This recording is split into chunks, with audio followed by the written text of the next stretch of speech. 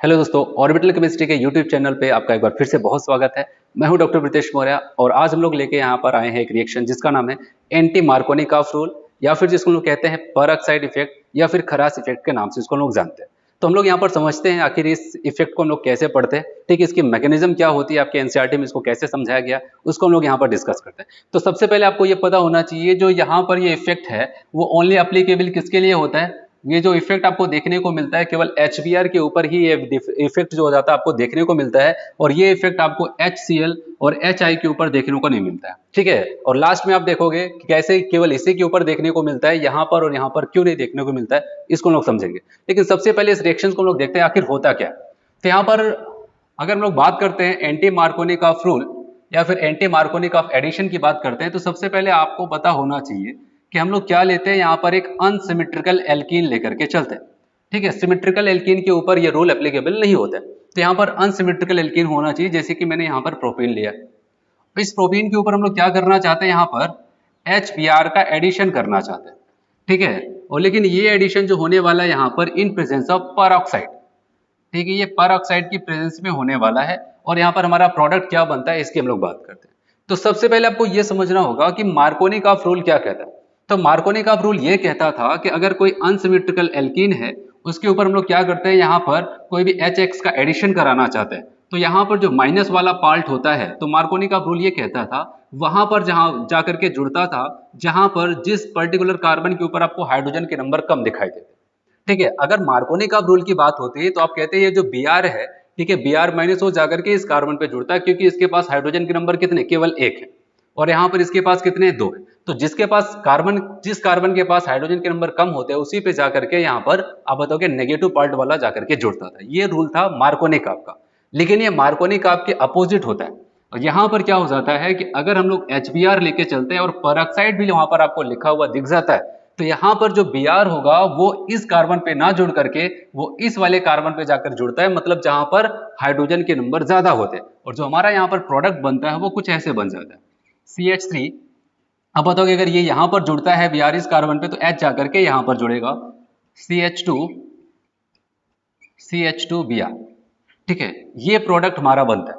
अब सवाल आता है कि आखिर ऐसा क्या हो रहा है, ठीक है। और आपको बताया कि अगर हम यहाँ पर परऑक्साइड नहीं लिखते तो Br जाकर के यहीं पर जुड़ता, इस परऑक्साइड की वजह से अब ये Br यहाँ पर ना जुड़ करके इस कार्बन पे जाकर के ये जुड़ता है, ठीक है। अब ये कैसे होता है इसकी पूरी मैकेनिज्म हम लोग यहाँ पर देखते हैं। तो मैकेनिज्म आपको यहाँ पर समझना पड़ेगा, ठीक है। तो मैकेनिज्म में यहाँ पर जो परऑक्साइड है, ठीक है, उस पर हम लोग को ध्यान देना है क्योंकि उसी की वजह से ये पूरा इफेक्ट आपको देखने को मिलता है। तो एक परऑक्साइड जिसका नाम है यहाँ पर बेंजोइल परऑक्साइड, ठीक है, उसको हम लोग लेके चलते हैं यहाँ पर C6H5। अब बताओगे CO C6H5, मैं इसको पूरा ओपन करके आपको दिखा रहा हूँ जिससे आपको समझने में आसानी। कहा गया यहाँ पर हम लोग परऑक्साइड जो लेके चले, मान लिया यहाँ पर बेंजोइल परऑक्साइड लेके चल रहे और ये जो बेंजोइल परऑक्साइड है यहाँ पर, ठीक है, अगर हम लोग बात करते हैं, ध्यान देना यहाँ पर बेंजोइल परऑक्साइड की अगर हम लोग बात करते हैं यहाँ पर ये ऐसे हो जाता है, ठीक है, ये है बेंजोइल परऑक्साइड, बेंजोइल परऑक्साइड। अब यहाँ पर क्या हो जाता है कि इसके हम लोग होमोलिसिस करते हैं, ठीक है, क्या करते हैं यहाँ पर इसकी होमोलिसिस हो जाती है।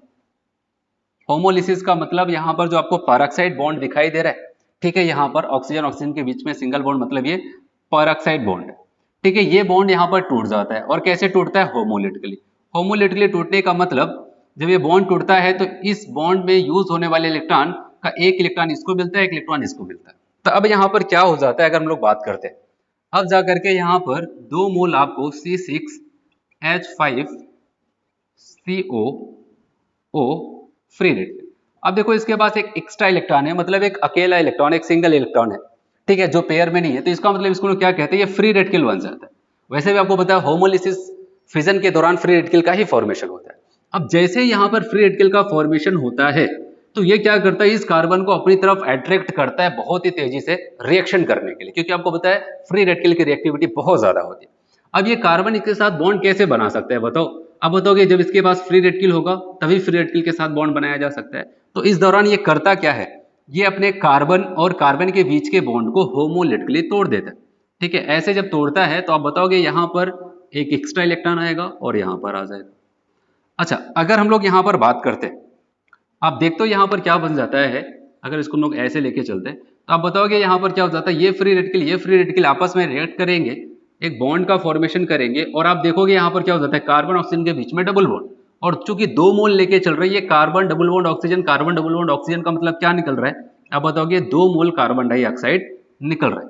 तो बचा क्या रह गया यहाँ पर, आप बताओगे C6H5 फ्री रेडिकल यहाँ पर बचा रह जाता है। ये था इस मैकेनिज्म का पहला स्टेप। ठीक है, आपको स्टेप बाय स्टेप समझना पड़ेगा तभी आप इसको समझ सकते हैं। फिर सेकेंड स्टेप में क्या कहता है, कहता है यहाँ पर जो फ्री रेडिकल बचा रह गया ये वाला, ठीक है, C6H5 फ्री रेडिकल, अब ये शांत नहीं रहता है। अब ये क्या करता है, ये जा करके जो यहाँ पर HBr है, ठीक है, दिख रहा है यहाँ पर, ठीक है, इस HBr के ऊपर क्या करता है, वो अटैक करता है। और आपको बताया अगर फ्री रेडिकल किसी के ऊपर अटैक करता है तो उसको होमोलिटिकली ही तोड़ता है, और जब होमोलिटिकली तोड़ता है तो वहां पर क्या करता है, आप बताओगे फ्री रेडिकल का ही फॉर्मेशन करता है। ये इसके ऊपर जब अटैक करेगा तो H फ्री रेडिकल और Br फ्री रेडिकल का फॉर्मेशन कर देता है। और ये क्या करता है, इस H के साथ मिल करके अगर आप देखोगे यहाँ पर ये क्या बन जाएगा, C6H6 का फॉर्मेशन हो जाएगा, मतलब बेंजीन बन जाता है, अपना मस्त हो जाता है। और यहाँ पर किसको छोड़ देता है, आप बताओगे Br फ्री रेडिकल को छोड़ देता है। ठीक है, और Br फ्री रेडिकल, जाहिर सी बात है फ्री रेडिकल है तो शांत नहीं बैठने वाला है। अब अगला स्टेप यहाँ पर आपको देखने को मिलता है, थर्ड स्टेप। ठीक है, मैकेनिज्म इंपॉर्टेंट है यहाँ पर। अब बताया गया कि अभी रिएक्शन आपकी कंप्लीट नहीं हुई, अब ये जो Br फ्री रेडिकल यहाँ पर बना हुआ है, ठीक है, ये अब किसके ऊपर अटैक करेगा, अब यहाँ पर जो हम लोग लेके चल रहे थे एल्कीन, इसके ऊपर अटैक करता है। देखना CH3CH डबल बॉन्ड CH2, ठीक है, इसके ऊपर अटैक करता है। ठीक है, इसके ऊपर अटैक करता है, मैं यहां पर इसके प्रोडक्ट को नीचे लिखूंगा। ठीक है, ऐसे जब ये इसके ऊपर अटैक करता है तो जाहिर सी बात ये करेगा क्या, ठीक है, इनके बॉन्ड को तोड़ता है। कौन से बॉन्ड को तोड़ता है, आप बताओगे जो कार्बन कार्बन के बीच में यहाँ पर पाई बॉन्ड दिखाई दे रहा है, ठीक है, वही बिग बॉन्ड होता है, उसी के ऊपर अटैक करता है, उसको तोड़ देता है। और जब ये टूटता है तो जाहिर सी बात है ये भी क्या करेगा, फ्री रेडिकल और फ्री रेडिकल से, ठीक है, बन जाता है। अब जाहिर सी बात है अब इसके पास दो ऑप्शन, ये इसने इसको क्यों तोड़ा, क्योंकि ये अपने फ्री रेडिकल को खत्म करना चाहता था, इसका फ्री रेडिकल बनेगा इनके बीच में, तो इनके फ्री रेडिकल से अपने फ्री रेडिकल को जोड़ करके बॉन्ड बना ले। अब इसके पास दो ऑप्शन है, ये चाहे इस कार्बन के पास जाए चाहे इस कार्बन के पास जाए, ठीक है, Br बॉन्ड बनाने के लिए। अब किसके पास जाता है वहां पर हम लोग देखते हैं, हम लोग दोनों पॉसिबिलिटीज देखते हैं।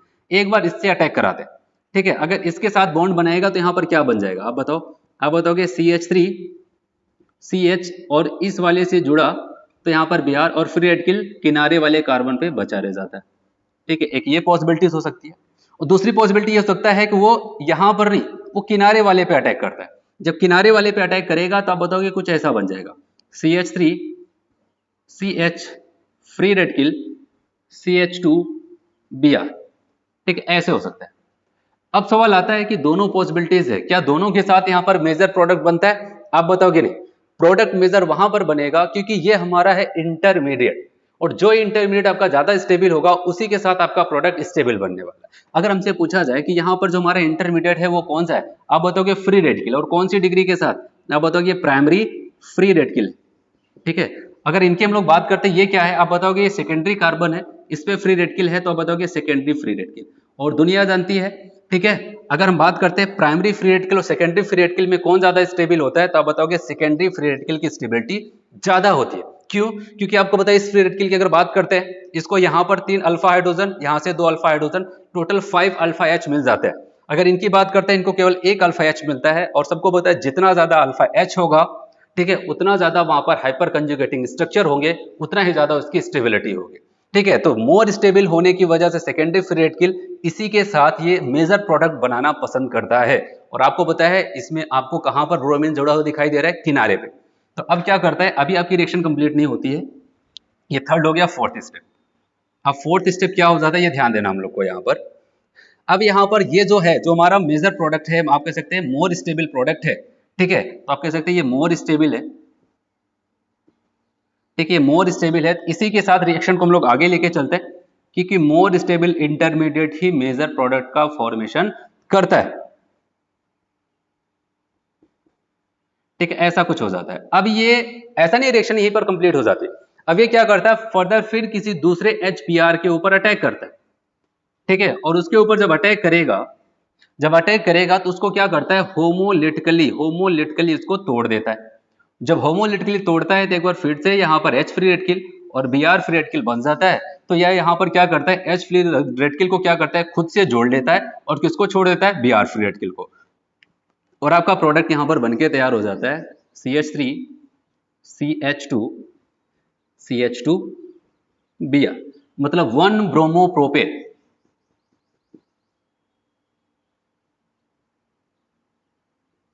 तो ये चीजें हो जाती है। अब आप देखो यहाँ पर जो मैंने एक ही स्टेप में यहाँ पर लिख दिया था CH3 CH2 CH2 Br, ठीक है।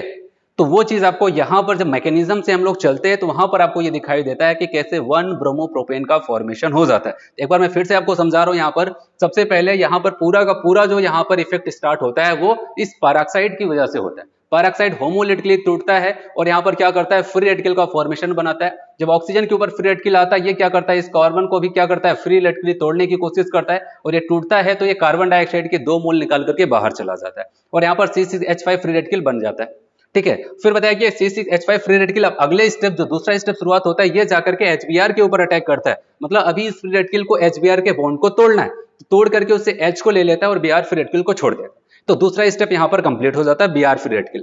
अब तीसरे स्टेप में Br फ्री रेडिकल क्या हो जाता है, जो आप अनसिमेट्रिकल एल्कीन लेके चले थे उसके ऊपर अटैक करता है, उसका डबल बॉन्ड को तोड़ता है और डबल बॉन्ड टूटता है तो वहां पर 2 फ्री रेडिकल बनता है। अब वहां पर 2 पॉसिबिलिटीज हो जाती है, ये या तो इस वाले से जुड़े या तो इस वाले से जाकर के ब्रोमीन फ्री रेडिकल जुड़े।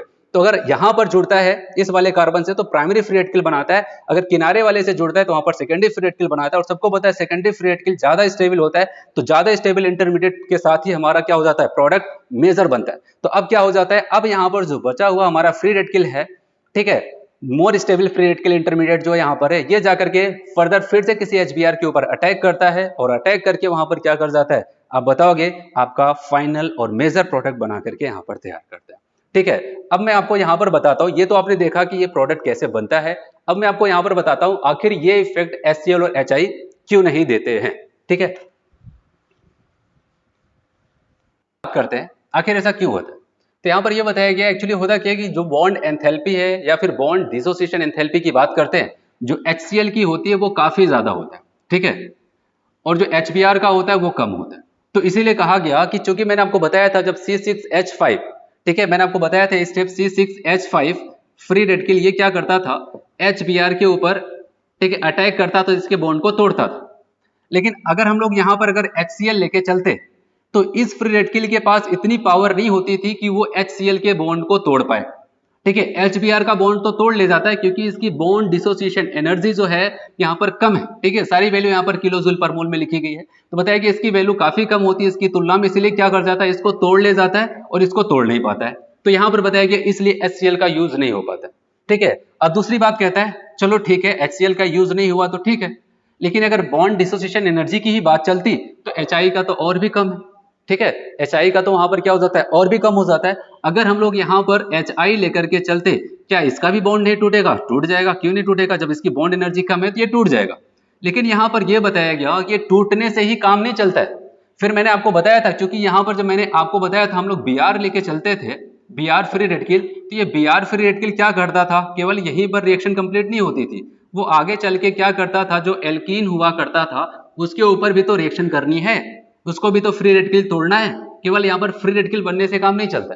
अब यहाँ पर यही होता है कि अगर हम लोग यहाँ पर I लेकर के चलते हैं, ध्यान से समझना, जब I लेकर के चलते I फ्री रेडिकल तो बनेगा, बॉन्ड आसानी से टूटेगा, इससे भी आसानी से टूट जाता है HI का बॉन्ड।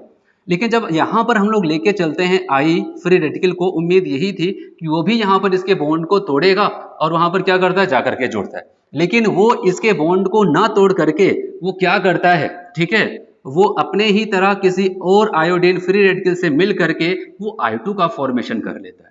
मतलब यहां पर इस स्टेप पे दिक्कत हो जाती है HI के केस में। तो कहने का मतलब यहां पर फ्री रेडिकल आसानी से बन जाता है क्योंकि बॉन्ड डिसोसिएशन एनर्जी इसकी काफी कम होती है। लेकिन I फ्री रेडिकल बनने के बाद ये एल्कीन के ऊपर अटैक नहीं करता है, बल्कि यहां पर क्या करता है, अपने ही जैसे किसी दूसरे फ्री रेडिकल से मिल करके I2 का फॉर्मेशन कर ले जाता है, और जिसकी वजह से आप बताओगे HI भी क्या हो जाता है, इस रिएक्शंस में फेल हो जाता है। और मैंने आपको यही बताया कि आपको ध्यान ये देना है कि HCl HI के साथ ये इफेक्ट देखने को नहीं मिलता है, केवल और केवल HBr के साथ देखने को मिलता है। ये बहुत ही ज्यादा इंपॉर्टेंट है जो कि आपको ध्यान देना है, ठीक है।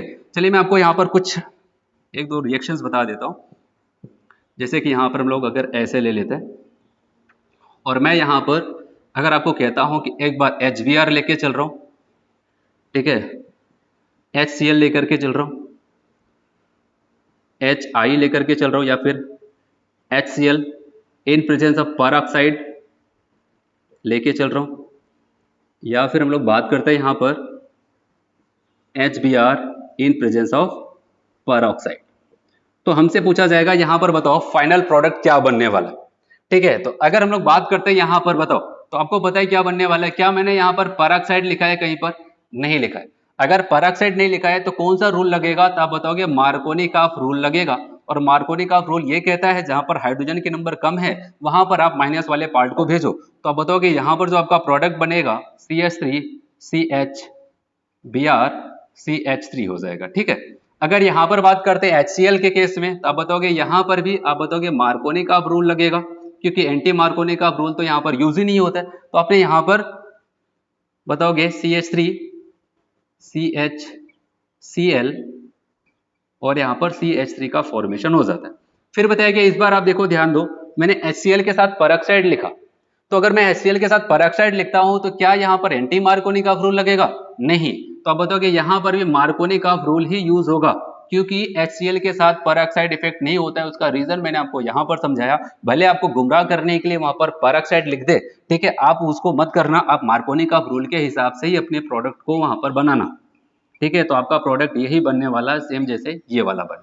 हाँ, लेकिन अब लास्ट में आपने देखा एक तो HBr और साथ में परऑक्साइड, ठीक है, HBr और परऑक्साइड, तो आप तुरंत समझ जाओगे अब यहाँ पर एंटी मार्कोनी-काफ रूल होगा, क्योंकि अब यहाँ पर परऑक्साइड इफेक्ट आने वाला है। तो आप बताओगे यहाँ पर CH3 CH2 CH2Br बन जाता है। ये आपका यहाँ पर प्रोडक्ट हो जाता है, जो कि बहुत ही ज्यादा इंपॉर्टेंट रिएक्शन है। तो आज हम लोग इतना ही करते हैं। ठीक है, थैंक यू।